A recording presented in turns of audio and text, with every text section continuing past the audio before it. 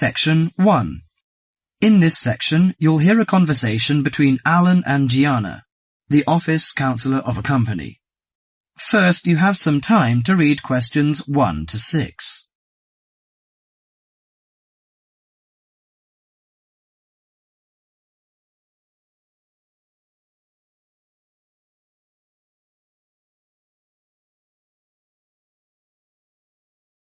Now listen to the conversation and answer questions 1 to 6. What's up, Gianna? You look like you're in bad shape. Yes, maybe I'll get sick leave from the boss and finally catch up on some sleep. I've barely eaten and slept in days. Those are warning signs of occupational stress. How are things at work? Terrible. After all the layoffs lately, the workload is totally overwhelming for everyone that's left. So I spend every waking moment in the office. I'm kept busy all the time. So you need to take a few minutes break every so often to clear and refresh your mind. But my boss will complain I'm not hard-working. She's so capricious that you can't predict her reaction sometimes. Maybe your boss just doesn't have a clue about how much you're really doing. Keep her updated on your achievements and projects. Also insist that she prioritize everything so you can manage your time better. That's right. I suppose that would help me regain some sense of control, but I'm afraid that she'll take that as a sign of laziness and give me the axe. So take the initiative and hit the job hunting trail now. You'll be surprised at how many opportunities are out there. Well, that's encouraging. Anyway, you should cheer up and get rid of the situation. You know, according to a survey, about 40% of all people find their work very stressful, and 25% develop mental or physical diseases.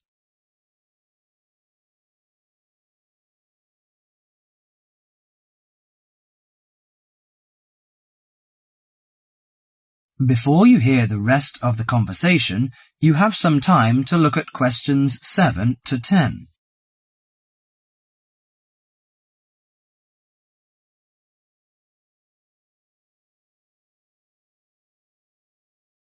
Now listen to the conversation and answer questions 7 to 10.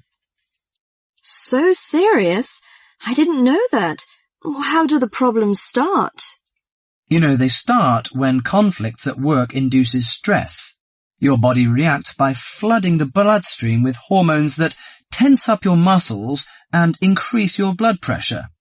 This is meant to save you in a fight-or-flight situation, but leads to a host of illnesses, ranging from insomnia and headaches to heart attacks, when it occurs regularly over an extended period of time. What should I do to prevent such things happening? Well, most occupational stress is attributed to a recognized lack of control. You should act in advance to relieve the problems. For example, you should actively pursue career opportunities rather than quietly worry about getting fired. Of course, you can't control everything, so you need to help your mind and body cope. Keep a journal to release your frustrations, take short walks to calm down, or if necessary, simply take a mental health day. That is the end of section 1.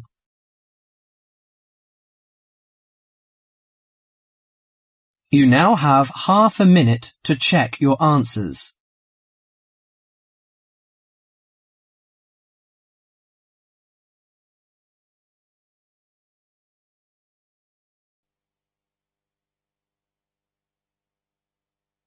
Now turn to Section 2, on page 10.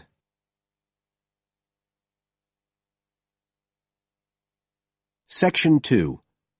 You will hear a talk on New Zealand radio about an art sale which is being held to raise money for charity. First, you have some time to look at questions 11 to 13 on page 10.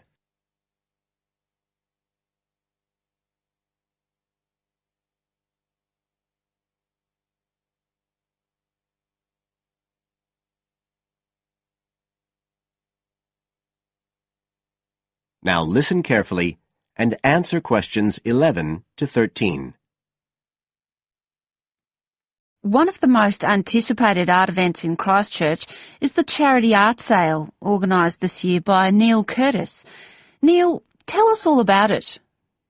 Well, Diane, this looks like being the biggest art sale yet. And the best thing about it is that the money raised will all go to charity. So what you probably want to know first is where it is.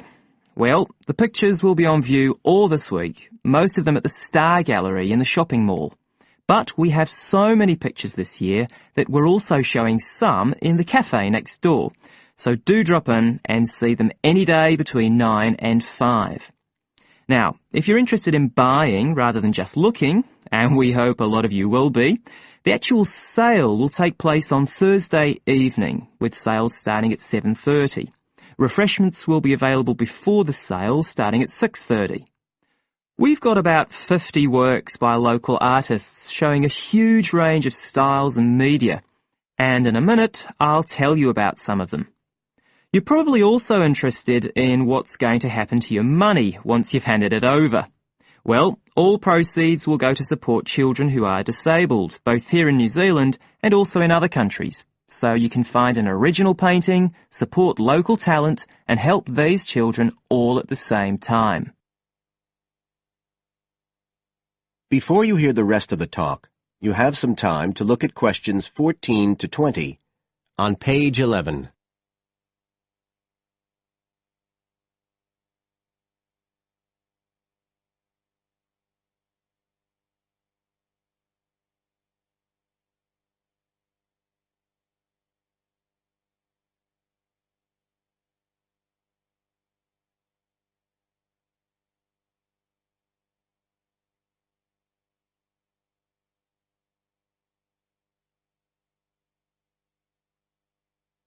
Now listen and answer questions 14 to 20.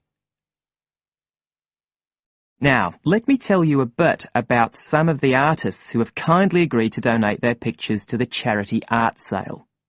One of them is Don Stubley, who has a special interest in the art sale because his 5-year-old daughter was born with a serious back problem. After an operation earlier this year, she's now doing fine, but Don says he wants to offer something to help other less fortunate children. Don is totally self-taught and says he's passionate about painting. His paintings depict some of our New Zealand birds in their natural habitats. One relative newcomer to New Zealand is James Chang, who came here from Taiwan 9 years ago at the age of 56.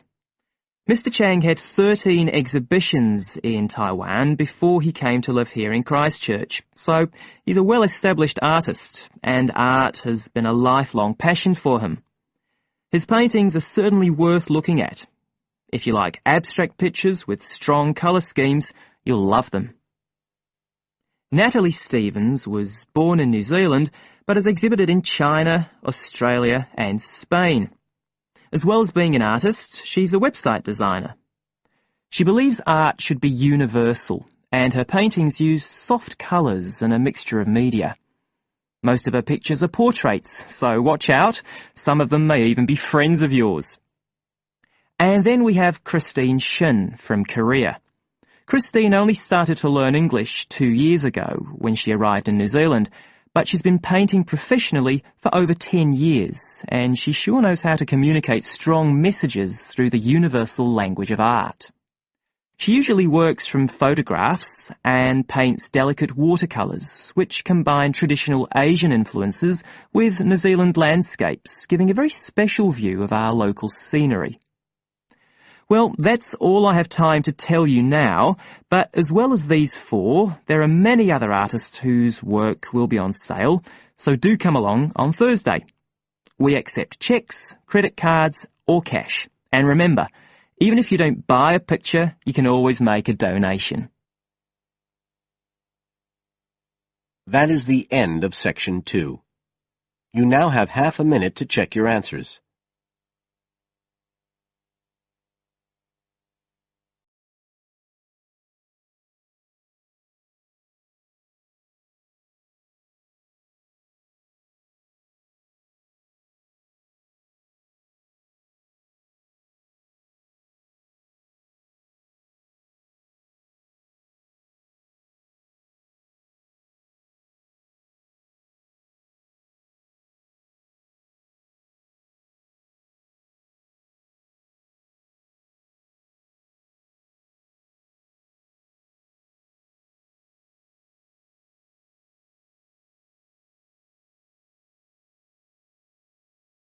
1.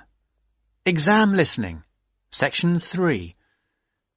You will hear some students talking about an assignment. Listen carefully and answer questions 21 to 25. Hello, Tom. Hello, Anne. What have you been doing? Oh, just sitting around, catching up with some reading. I've had a great time. You know we're doing this assignment on... what is it? Museums, their costs and benefits. That's right. Well, I've been to the Sandgate Museum. It was really good. These local museums are really interesting because they connect people with the history of one special place. We all know about kings and emperors and battles and wars, but local museums tell us about the everyday lives of ordinary people, and that's why they are so important. I'm not so sure about that. I think they are of interest, but they're so small that they can't give a true picture. They do their best. I don't really agree. They do give a true picture, but perhaps not a full picture. It's the truth, but not the whole truth. I think the smallness is the number one problem. Because they're small and local, they attract few visitors. That's why they have so little money. And because they have little money, they can't buy or maintain many really interesting exhibits. As a result, the shop is almost as big as the museum to try to raise money by selling souvenirs, postcards, sweets and so on. I think they find it difficult, but not impossible. And don't forget, they get a lot of their exhibits free from local people. There was this boat, for example, that was fantastic. Really? What was that? There was a massive fishing boat, a real one, about 100 years old, and you could walk on it and get the feeling of what fishing in those days was really like. Sounds quite good. But I've always found that these kinds of museums are a bit dingy. For example, the display cabinets are so dark that you can hardly see the exhibits, and the labels are sometimes difficult to read.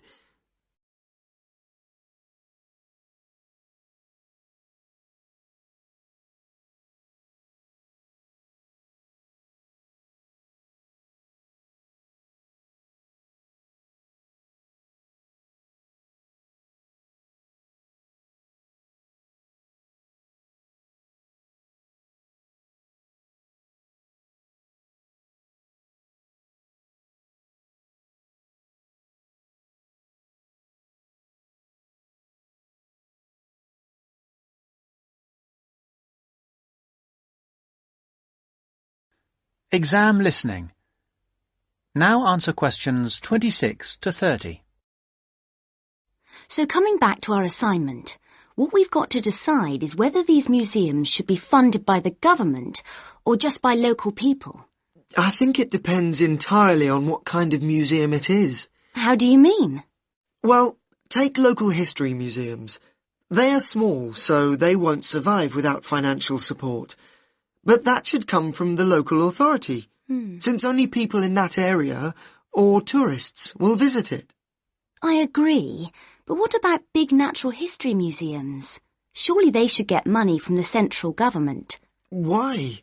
Children who want to learn about nature can go out into the countryside with their school teachers. They could survive from donations, and they get loads of visitors anyway. The state should spend more on science museums, since not enough people are studying science these days. I'm not so sure, but I do think a sort of museum which should not get public funds is the craft museum. Yes, like museums of cotton weaving. Yeah, which are of interest to only a very small number of people, and they should pay for it. I agree, but a working farm is a different thing again. That's something from the past of all of us, and so it's important to the local community. Kids can learn a lot too. That's the sort of thing that the local government should be spending its money on. Yes, I agree. Well, I think we've got plenty of ideas for our assignment.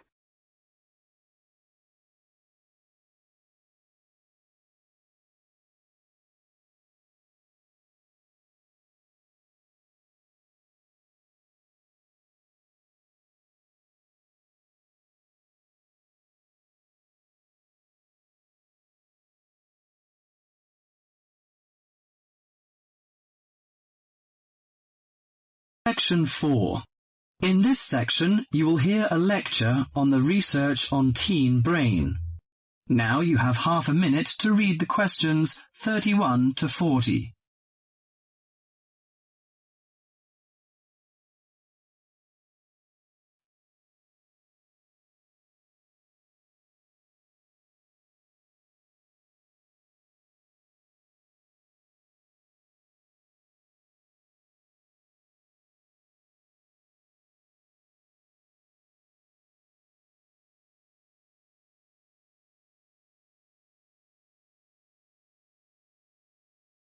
Now listen to the lecture and answer questions 31 to 40.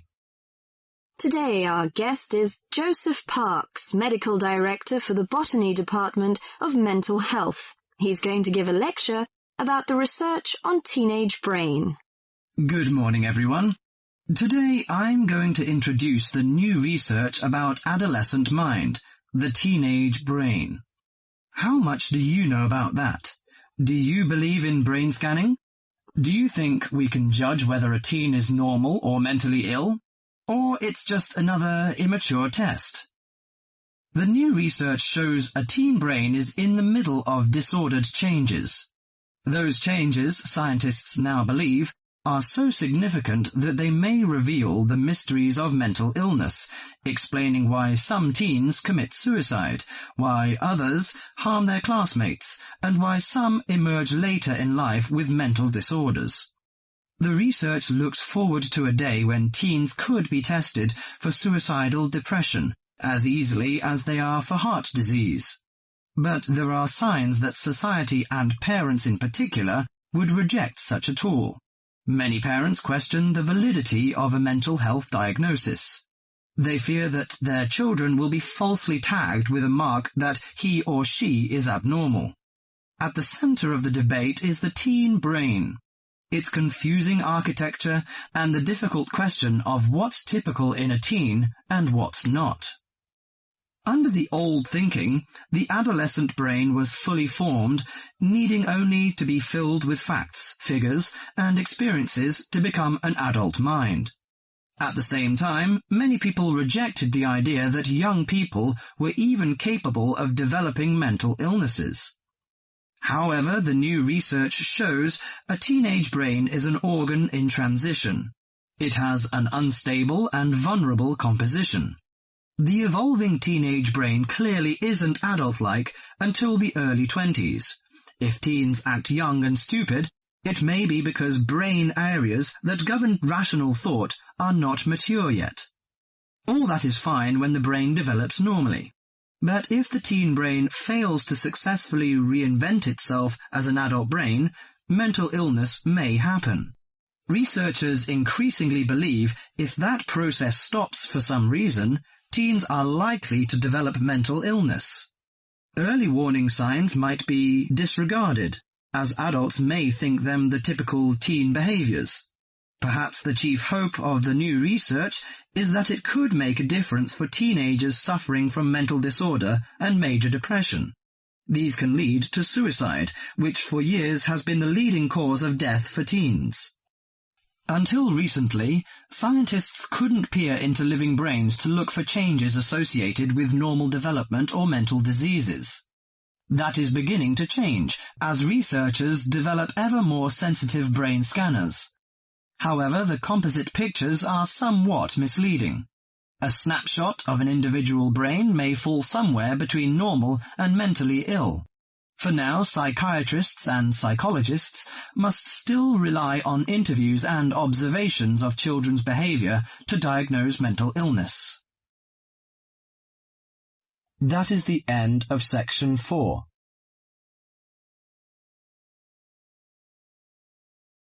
You now have half a minute to check your answers.